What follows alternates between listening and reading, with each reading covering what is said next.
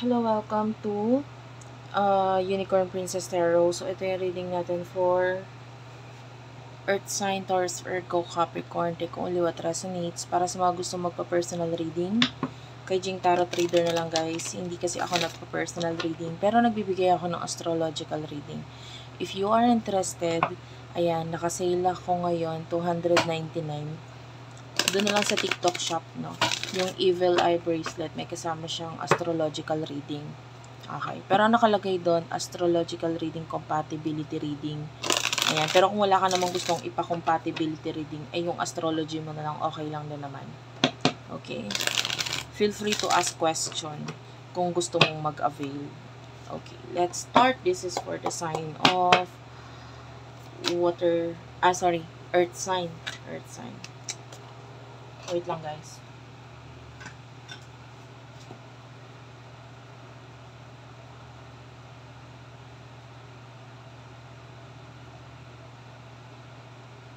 Okay. Sinulat ko lang kasi baka mawala ako. Baka mawala ako sa reading. Makalimutan ko kung anong sign ito. Yeah, you do have your love makes the difference. And spend quality time together. And you do have your love who you are. Okay. Tagal ko na hindi nagamit tong cards na to. I don't know why. It just, parang nag-flash lang sa akin na gamitin ko siya ngayon. So, maybe may messages para sa'yo dito. Basahin ko ha. Love helps heal past hurts and provides a sense of security and self-worth. And sumunod dito is listen and talk to each other. Okay, the way I see this might be you are currently, focusing sa sarili mo. Yung halaga mo, binibigay mo sa sarili yan. Pinapahalagan mo yung sarili mo. And you're trying to heal from the past. Kung ano man yung mga experiences mo in the past, pwedeng nagiging mas open ka doon sa person na kasama or kakonect or person na may relationship or connection, maybe even friends sa'yo. Nakikita natin yung pagbibigay mo ng time with them and yung pagbibigay din nila ng time nila sa'yo. Maybe if this is a past relationship, or if this is a relationship wherein nakaranas ng mga hindi magagandang experiences in the past, parang nandun yung pagbibigay or pagtutulungan sa bawat isa na maayos at ma-heal yung mga traumas or hindi magandang experiences sa relationship na ito. Okay? And you do have here love who you are. So you are currently loving yourself, giving the respect sa sarili mo na tingin mo, deserve mo, kailangan mo. This is you. You are divine, delightful, and deserving of the wonderful things life has to offer. So, nagiging open ka lang sa kung ano yung ibibigay sa iyo ng universe. And I feel like you are guiding also yourself, no? Dito sa iba na may mga signs sa paligid nila, angel numbers, yung iba, no, inaalam talaga anong meaning yung angel number na yon. Yung iba, dreams, o anong ibig sabihin na itong panaginip ko na ito. Maybe you're searching or looking through the internet kung ano ang ibig sabihin ng panaginip na yun, which is actually very helpful para sa'yo dahil naa-align ka din and nag-guide mo din ang sarili mo. And also yung iba sa inyo, maybe you are asking guidance through tarot reading. So yung iba halos araw-araw na nanonood dyan. Ayan. So maybe pag kailangan mo ng guidance, especially pag kailangan mo ng guidance, so ikaw na rin ito na tumutulong sa sarili mo na maitama, maiayos ang sarili mo at mapunta ka sa tamang direksyon. Okay? I'm so very happy doon sa energy mo na yun. So ngayon, punta tayo sa person na kakonect mo. Sino ba tong person na kakonect mo? For the sign of Earth sign, Taurus, Virgo, Capricorn, sino itong person na kakonect ni Earth sign?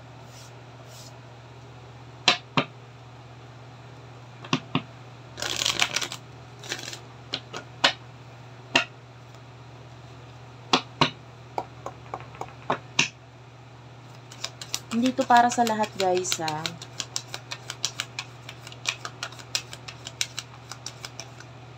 Okay. Eto hindi ko 'to napansin kanina kung habang sina-shuffle ko siya, nakaganito na ba siya or what? Or maybe, I don't know, I'll just get this na lang as an extra message kasi hindi ko naman naramdaman na energy ng person mo yun, but rather an extra message for you. Okay. Okay, you do have your honesty is essential. And you do have here, love endures. Okay. And meron tayong bottom of the deck na nakalagay, focus on love. Okay. So, nakikita natin, the more na nagiging honest ka sa person na ito, I feel like may honesty. Hindi ko pa nararamdaman na both, but one of you ay nagiging honest pagdating sa connection. This could be your person or ikaw na might be parang wala na akong dapat ikahiya eh. Parang ganun. Yun yung energy. Na parang wala na akong dapat ikahiya eh. Sasabihin ko na lang kung ano dapat kong sabihin. And dahil dito sa pagiging honest, no? Dito sa if this is you na nagiging honest sa sarili mo or sa person na ito, kahit pa paano nakakatulong ka maintindihan ng person na ito kung ano yung nasa isip mo and kung ano yung mag-work, etc. I feel like this person is naiintindihan niya or nagkakaroon ng understanding pagdating sa buhay, sa mundo, and might be malaki ang naitutulong mo regarding doon. Okay? Nakikita natin yung connection na ito na nagiging mas grounded siya because of that. And there's this energy na kahit hindi nagsasalita or nakikipag sabihin na natin hindi pa niya na i-open up sa'yo yung mga bagay na gusto niyang i-open up sa'yo. There's this energy na nakikinig siya sa kung ano yung sinasabi mo or sasabihin mo. Okay? And this person is, dahil doon sa words or sa way mo na pakikipag-communicate, nagkakaroon siya ng lakas ng loob. You're giving this person strength, no? Leo energy na harapin or maging honest din sa'yo. Okay? So, lalo na yung iba sa inyo, if you have already opened up your heart dito sa person na ito, and parang iniisip mo, ayoko na, hindi na ako nahihiya, sasabihin ko na kung ano dapat ko sabihin, etc. And there's this energy na yung person na ito, nagkakaroon din naman siya ng lakas ng loob na sabihin sa'yo yung mga nasa isipan niya, nasa puso niya, etc. And you do have your turn on your heart light, reflect on a time when you experience love. And this person, pwedeng sa connection na ito, you're trying to, may pataasan pa rin ng ego. But then, I feel like nagiging pakitang tao lang yun.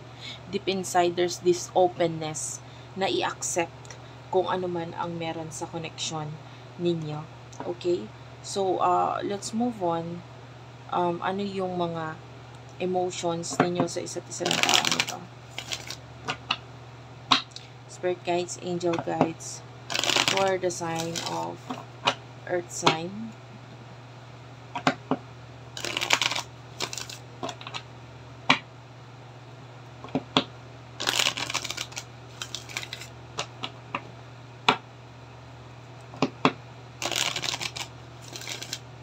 Okay, emotions sa isa't isa.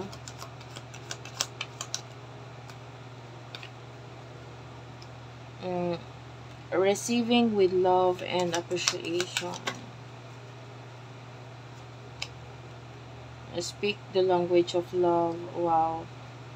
Demonstrate love. And you do have here, I love you. Wow. I love you. Actually, nagpapakita ito kanina sa akin. Sa visualizations ko, yung itong musical instrument, which is, this is a harp, no? Yung, ang tawag dito,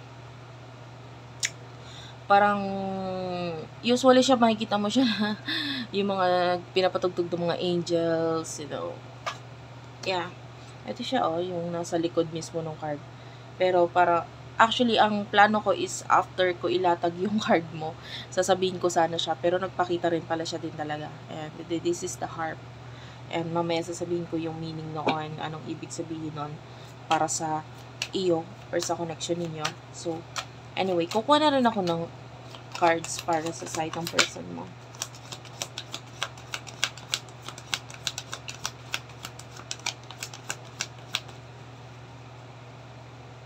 You do have your forgiveness at the bottom of the deck. Okay.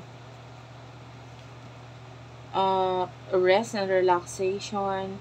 Embrace your emotions. And you do have here the union of hearts. Wow. This is very beautiful. Okay. Dito muna ako sa side mo. Wait lang. Okay, the way I see this, you are open, no? Na kung ano man yung mare-receive mo dito sa person na ito. And, maybe you see this person as a friend, or kapatid, or maybe, you know, maybe may nakikita ka sa kanya na part of your family member. Kung hindi man yung itsura niya mismo is pwedeng,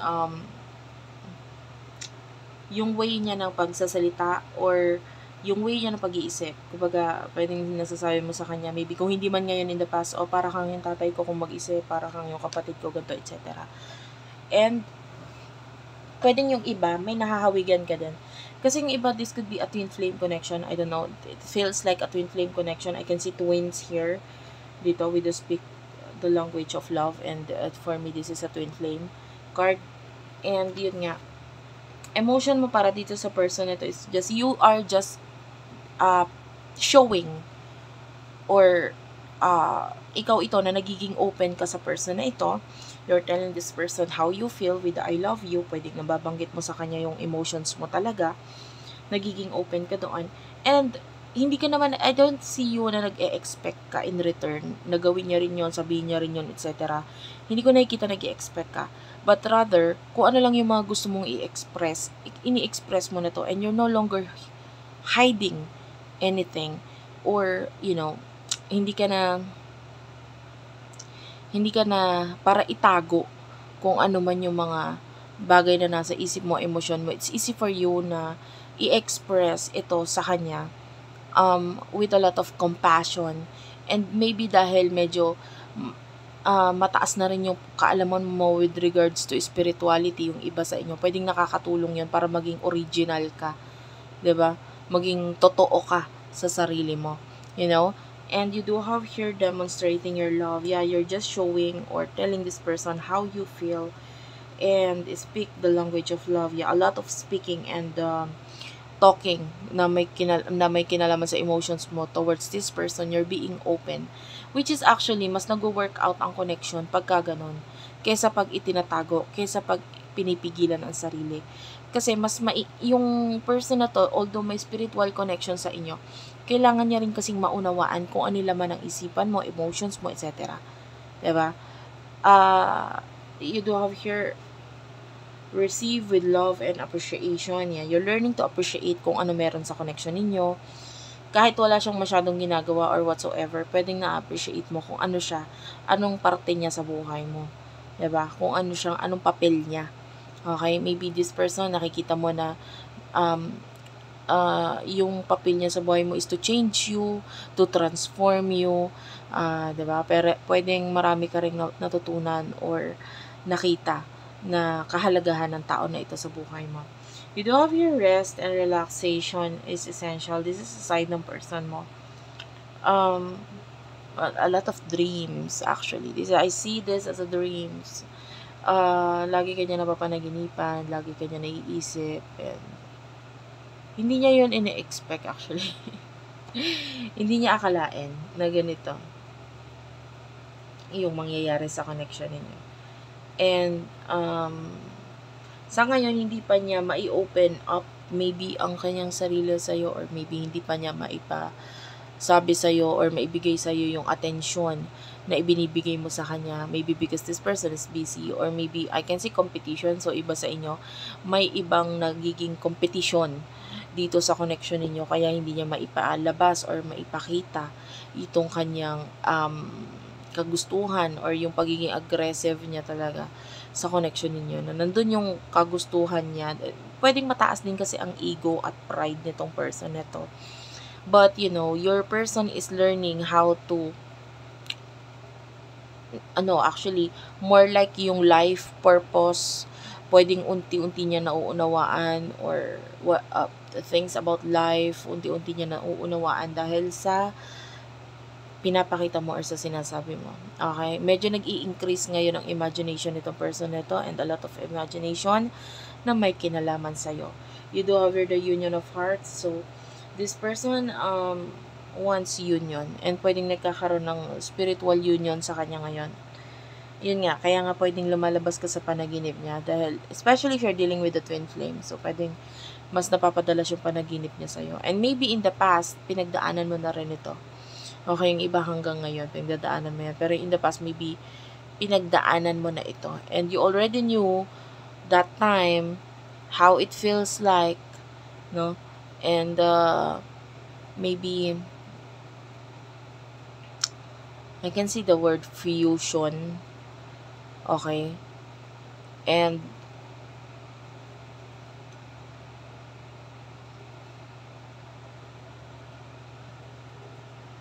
hindi kasi ako masyadong magaling sa sa electrical.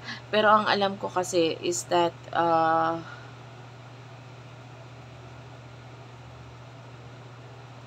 in order for a light bulb, no, to work, parang may dalawang wire dyan na dapat, for example, 'di ba, yung light bulb, parang alam ko dapat nakakonekta yun doon sa magkabilang ends niya. And then there's this 2 wires na required or kailangan gamitin para mag-work yung na yan, yung light bulb na yan. So I feel like this connection is that yung ginagawa mo ngayon is like tinatransfer mo, or yun nga, yung way mo na pakikipag-communicate dito sa person na to, kahit paano may mga natututunan siya.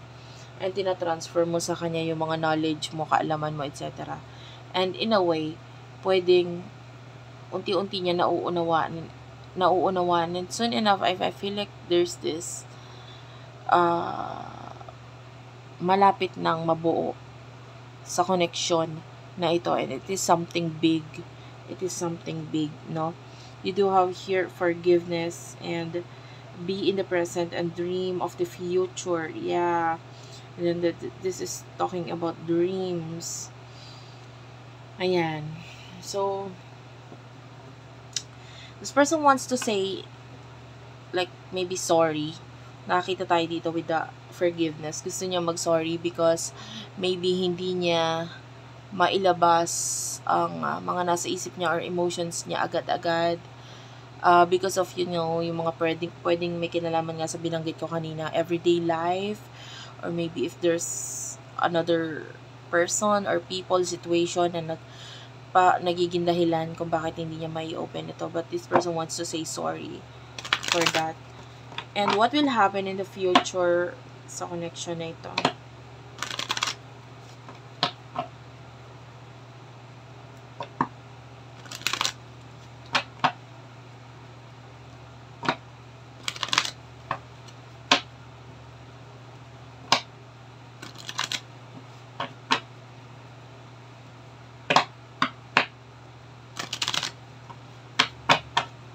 Ano ang future for you and this person?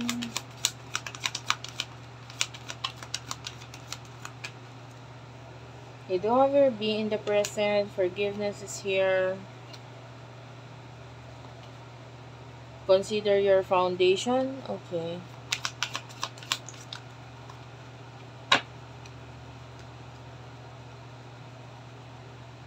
The only thing that is real is love. Actions speak loudly. Be authentic and choose love. Okay. Bottom of the deck is the like attract likes. Oh, wow. Ito gusto ko to, no? There's a possibility na kahit may pagkakalayo sa inyo ng person na ito, because you're just living, yun sa future mo, you're just living that future. Na parang yung present mo ngayon, parang kung ano yung nangyayari sa akin ngayon, yun na lang muna ang pagfo-focusan ko. And in the future, ganon pa rin ang ginagawa mo. Kung ano nangyayari sa akin ngayon, ito muna ang pagfufokusan ko. You are not pushing yung connection na ito na mag-grow or kung ano man mangyari, whatever, no? You are just expressing yourself to the world, and you are just allowing the world na makuha or mabigay sa'yo yung mga bagay na para talaga sa'yo. Okay? Hindi ko nakikita na pinupush mo or pinipilit mo ang connection. Hindi ko nakikita na ikaw ay, yung parang nagiging obsessed sa connection mo with this person, but rather nakakita tayo ng communication, better communication, and at the same time, parang nagiging open ka lang. Okay? Consider your foundation. Pagdating sa iyong stability, I can see a lot of actually magandang news with regards to home, house, family, finances. Okay? Nakakita tayo ng ano tawag dito? Some of your dreams are about to happen. Kasi hindi lang isa eh. Maybe 2 to 3 of your dreams in the past, pangarap mo, gusto mo, ayan, pwedeng mangyari siya. Halimbawa, gusto mong magkaroon ng sasakyan, gusto mong magkaroon ng bahay, or what. This is something big. This is like something na pangarap mo lang noon, dreams mo lang noon na pwedeng mailagay or mapunta sa realidad. And nakakita tayo ng mga material na bagay doon. So, maybe yung iba hindi naman ganun kalaki, pero gusto ko lang magkaroon ng cellphone, any kind of cellphone, basta gusto ko magkaroon ng cellphone, pwedeng magkaroon ng katotohanan yun. And then you do have here, the only thing that is real is love. So, this is your person thinking about you non-stop. So, pwedeng, alam mo yun, pwedeng maging malakas ang effect nitong pag-iisip sa'yo sa way ng pakikipag-connect nitong person na ito. This person nakita ko ng action sa kanya na pwedeng kasi hindi niya na kinakaya yung pag-iisip eh. And, this person will choose you na in the future. Pipiliin ka niya. Diba? Maganda yung message kasi, diba? Parang pipiliin ka niya. Kahit anong mangyari sa connection ninyo, ikaw ang pipiliin niya. And you do have your be authentic, be real and true to who you are and how you feel. So this person will accept the connection, and soon enough pwedeng siya naman ang mag-open up or magsabi ng totoo sa'yo. Especially you do have your like attract like. Sabi ko nga, kung ano yung ino-open mo, yun din ang babalik sa'yo. Okay, so thank you for watching guys. I love you all and bye-bye.